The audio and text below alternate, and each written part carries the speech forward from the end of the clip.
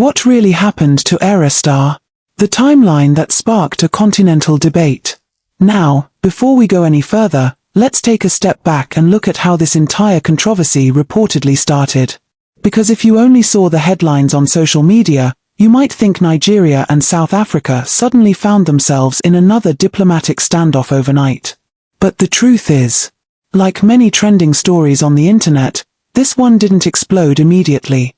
It built momentum. One report led to another. One reaction sparked hundreds more.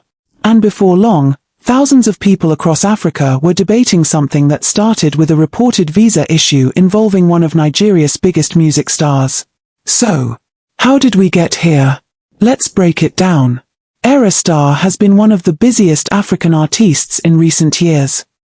From sold-out concerts to international festivals, award shows, brand partnerships, and collaborations with global stars, her calendar has remained packed.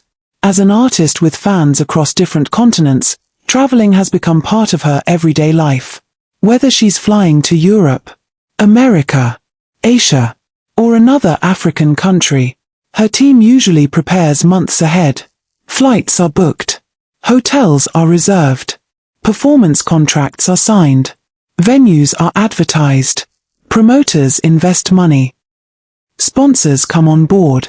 By the time an international event is announced, hundreds of people may already be involved behind the scenes. That is why any travel problem can affect far more than just the artiste. One delay, one visa issue, or one missing document can disrupt an entire production. And according to reports circulating online, something along those lines is what allegedly happened before Ayra Starr's planned engagements in South Africa. Reports claimed that visa-related challenges affected Ayra Starr and members of her team, preventing them from traveling as planned. The reports spread quickly across social media, with many saying scheduled appearances had to be affected because the necessary travel documents were not finalized in time. At the time, fans immediately started asking questions. Was it an administrative delay? Was there missing documentation? Was there a misunderstanding during the application process? Or was it something else entirely? Those questions remain important because, as of now, there has not been a detailed official explanation from government authorities confirming every aspect of the reports. That distinction matters. Because in today's social media world, headlines often travel faster than complete information. Still, the reports alone were enough to trigger strong emotions, especially among Nigerian fans. Within hours, posts spread rapidly across X, Facebook, Instagram, TikTok, and YouTube. Some fans expressed disappointment. Others expressed anger. Many believed Nigerian entertainers deserved better treatment considering the enormous contribution Afrobeats has made to African entertainment. One comment read, "If Nigerian artists are filling stadiums across Africa, why should they still struggle with visa issues?" Another person wrote, "This isn't just about Ayra Starr. It affects everybody." Others, however, urged caution. They reminded people that visa applications involve legal procedures. Governments evaluate documents. Immigration authorities make decisions. And sometimes delays happen for reasons that have nothing to do with discrimination. That perspective also found support online. As always, the internet quickly became divided. As conversations intensified, many people started remembering previous situations involving African entertainers and travel difficulties. Some recalled occasions where Nigerian musicians complained about visa delays before overseas performances. Others pointed out that artists from several African countries, not just Nigeria, have occasionally faced immigration challenges when traveling internationally. This made the discussion even broader. People were no longer asking only, "What happened to Ayra Starr?" Instead, they began asking, "Is there a bigger problem with how African artists move across the continent?"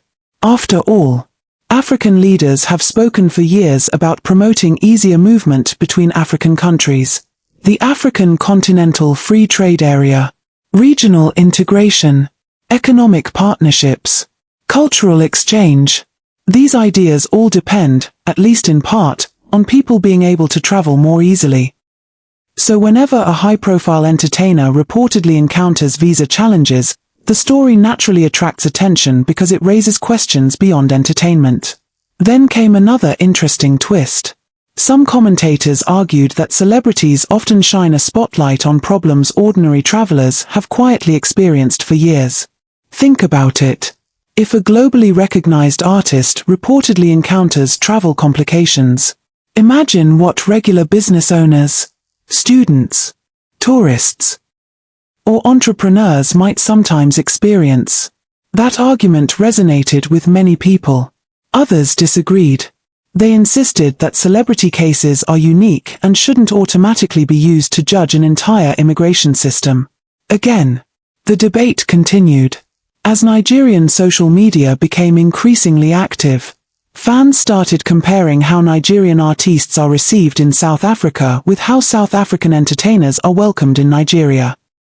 Many pointed out that Nigerian audiences have embraced several South African stars. Concert promoters book them. Radio stations play their music. Streaming numbers continue to grow. Nigerian fans attend their shows. Collaborations happen regularly. This is one reason emotions became so strong. Some Nigerians argued that if Nigerian entertainers reportedly face difficulties entering South Africa, then Nigeria should consider reviewing how it handles similar requests. Others pushed back immediately. According to them, entertainment should build bridges, not create new barriers.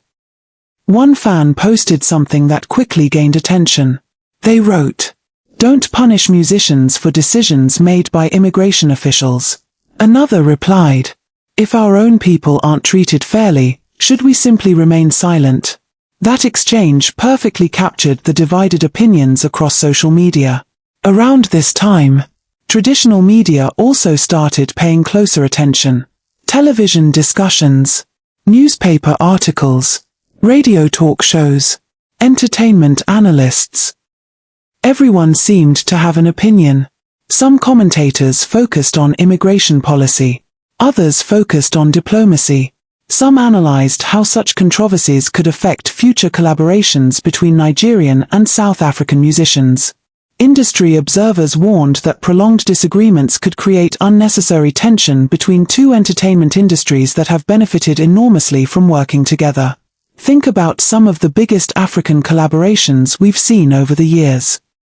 Nigerian producers working with South African singers. South African DJs collaborating with Nigerian Afrobeat stars. Artists performing at the same festivals. Joint tours. Award shows. International campaigns. The relationship has generally been beneficial for everyone involved. That is why many people hoped the controversy would not damage those cultural ties. But before the conversation had a chance to settle down, something happened that completely changed the direction of the story.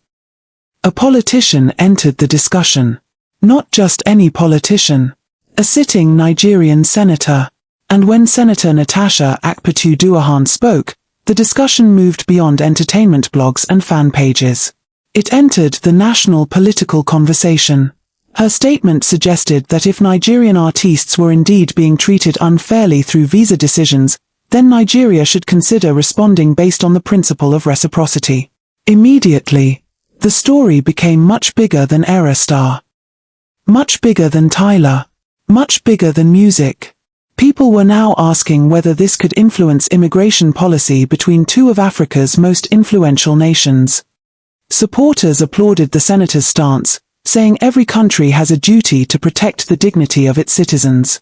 Critics argued that governments should investigate the facts carefully before taking reciprocal measures, especially since public reporting did not yet establish every detail of the alleged visa incident. And just like that, the debate entered a completely different phase. No longer just fan reactions. No longer just celebrity gossip. Now, it was politics, diplomacy, national pride, and international relations. But what exactly did Senator Natasha say that caused such an enormous reaction? What does the principle of reciprocity actually mean in practice? Could Nigeria really tighten visa rules for South African entertainers? Or was the senator making a broader point about fairness? Thanks for watching. And drop your thought respectfully in the comment section.